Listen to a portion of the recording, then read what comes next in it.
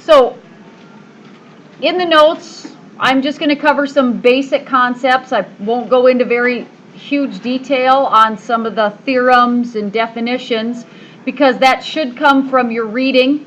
And as you read, you should find things in boxes. I don't know, I'm just open to this page right here. They've got this definition of the slope of a line. Anything in a box like this that would have a definition. I know there's one from P1 on symmetry. I don't know if that'll show up on the right side of the page here.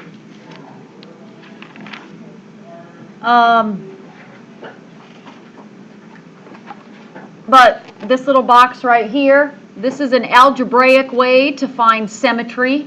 An algebraic way to find symmetry. We'll use a graph primarily, so you don't have to use this. But then there's also examples down below to use algebra.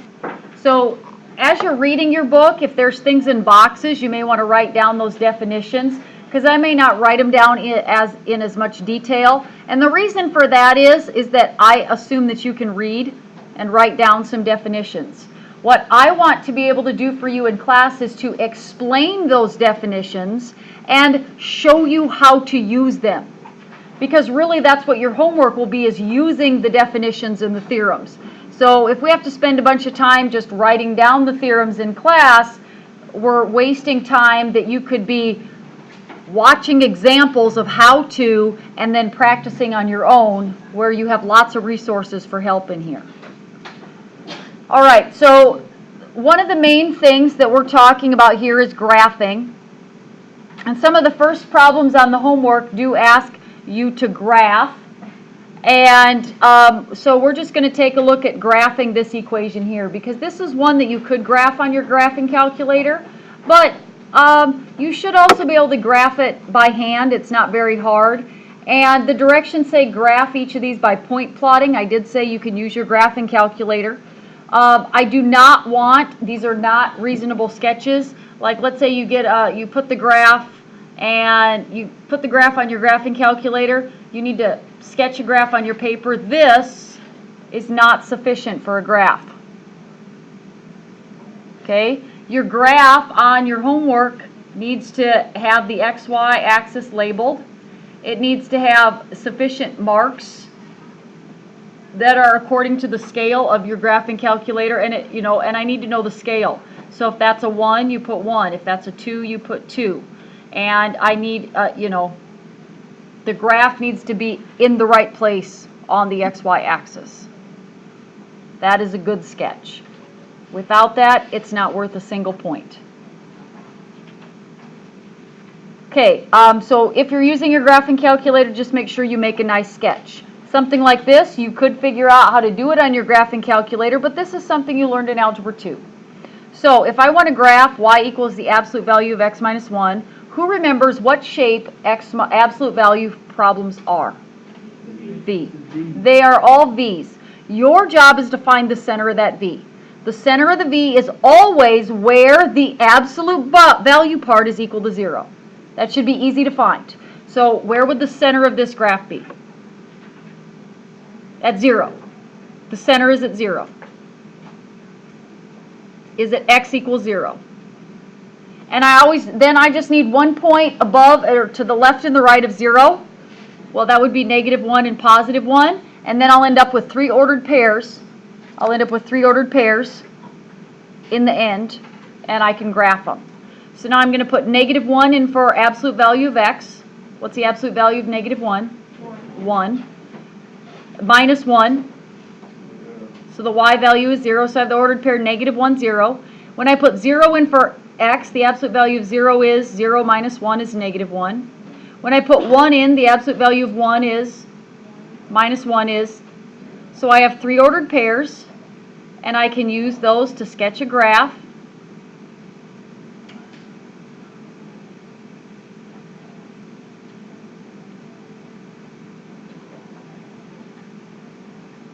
And there's my graph. Now what you need to know is that I'm recording this, and I'll post it on Canvas too, so if you need to rewatch it or something.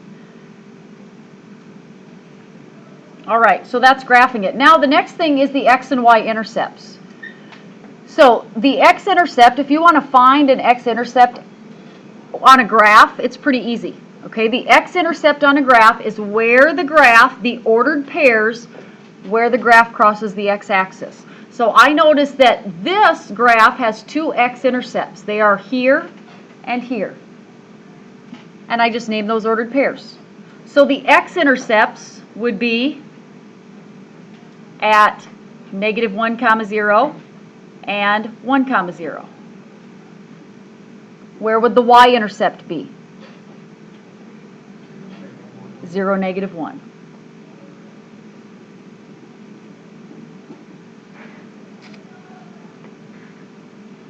Okay, so what if I don't want to graph it? So I'm going to do this problem on this whole paper. I'll try to write it bigger. So I want to find the intercepts.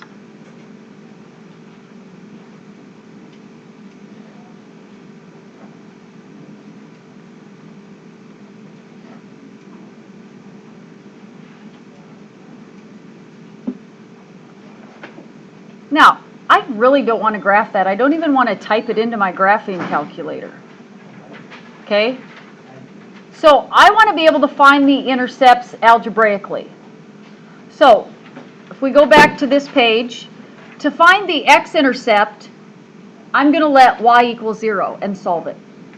So the first thing I'm going to do is look for the x-intercepts. I'm going to let y = 0, so I'm going to put 0 in for y. And then I'm going to solve this. I'm just going to use algebra to solve this. In other words, solve it meaning get x by itself now. So what do you want to do? What do you hate about this problem right now? Fraction. So how do I get rid of, fraction is really just dividing by something. How do you get rid of dividing by something? So I'm going to multiply both sides by the bottom.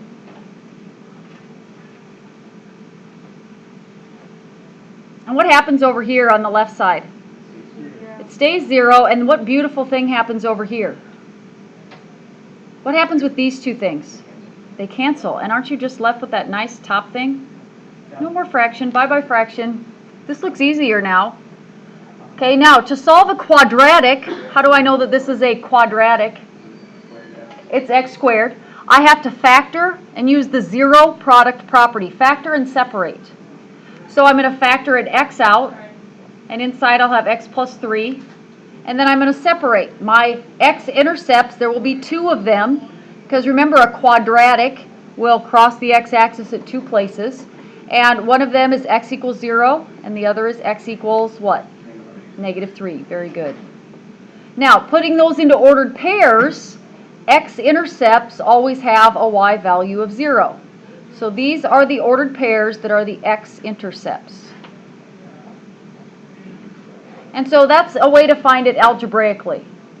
Like there was a group over there doing the y² equation. Putting it in their graphing calculator was causing them problems with the graph. This is actually probably easier in that case to solve using some algebra. Lauren, you have a question? Yep. Well, no, I can't really scroll up. This is a document camera. There we go. If I, never mind. I'm still getting used to this stuff. And all right, so the y-intercept, what are you going to do for the y-intercept? Let x = 0. And when x is 0, well, let's see. Y equals, if I put 0 there and 0 there, I'll have 0 squared plus 3 times 0. I'm just going to plug the 0 in everywhere. That's kind of something I wouldn't necessarily expect you to do. So let's see, this what's going to be on top? So does it matter what's on bottom? No. Yes. Why does it matter what's on bottom?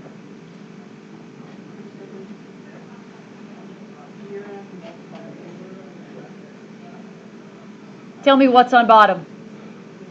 1. What's 0 divided by 1? It's 0. So the y-intercept is 0, or 0, 0 is the y-intercept. What number would have made it different? What number on the bottom would have made it a different answer? 0. What is 0 divided by 0? Or anything divided by 0? Undefined. If you got undefined for the y-intercept, what would that mean? It doesn't mean it wouldn't be a function. What were we looking for? So if we got undefined for the y-intercept, what does that mean? There is no y-intercept. It doesn't cross the y-axis. Okay? That's what you have to think about the question in relation to the undefined part. All right. Now we have one more thing to cover, and that is symmetry. So I'm going to flip back to this page right here. I'm going to fold this a little bit. We're still in Chapter P, Section 1. And this time we're talking about symmetry.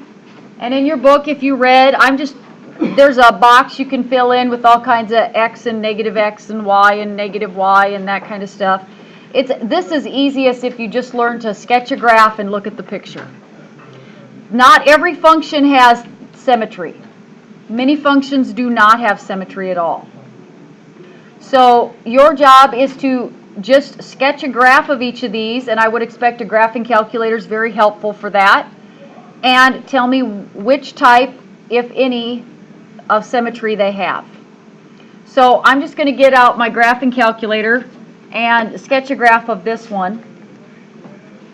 And I don't have a graphing calculator, so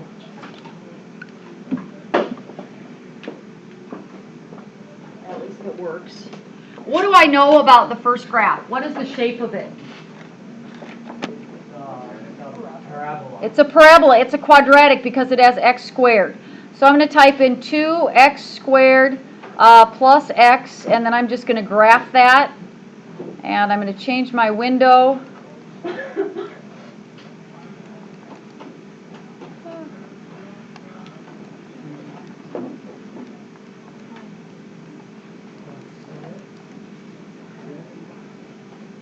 And it is a really nice parabola. It actually looks like this.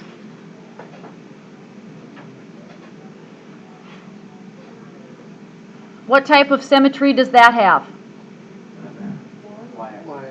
Y-axis. Remember, symmetry is like if you fold it in half on the y-axis, it's the same. X-axis symmetry would be if you fold it in half on the x-axis. If this were the line that you folded it on, if this axis were the line that you folded it on, both parts of the graph would be the same. Like a heart has symmetry, right? Okay, so this has y-axis symmetry. Okay, now how would I put this one in my graphing calculator? I solve for y, so I'm going to add 4. Okay, so I have y squared equals x plus 4, and then I would take the square root of both sides, and here's where the problem comes in. Whenever you take the square root, I don't know if you remember solving quadratics, you have to have the positive and negative. So if I take the square root of both sides, I actually end up with two equations. The positive square root of x plus 4 and the negative square root of x plus 4. And you have to graph that, you have to write that equation in two separate lines. So you type in, you can hit second, there's a square root, and then just type in x plus 4, hit enter, and then put a negative sign, not a minus sign, in front of the same thing. And then I'm just going to hit graph, and it should give you a shape that looks like this. And this hits at negative 1, 2, 3, 4. This is like negative 4 comma 0. So what type of symmetry does this have? X-axis symmetry. It's way easier if you can just put the graph in. Okay, this is easy to type in. Hit your y equals button, clear the graphs out that you already have, and hit 1 divided by x. Graph it. It looks like it just kind of does this thing like this, but it actually glides along these two. Does anyone have any idea what kind of symmetry that has? Origin. Now, here's how I explain origin symmetry. Origin symmetry is like rotational symmetry, 180-degree rotation symmetry. So like up here in this picture, something that is symmetrical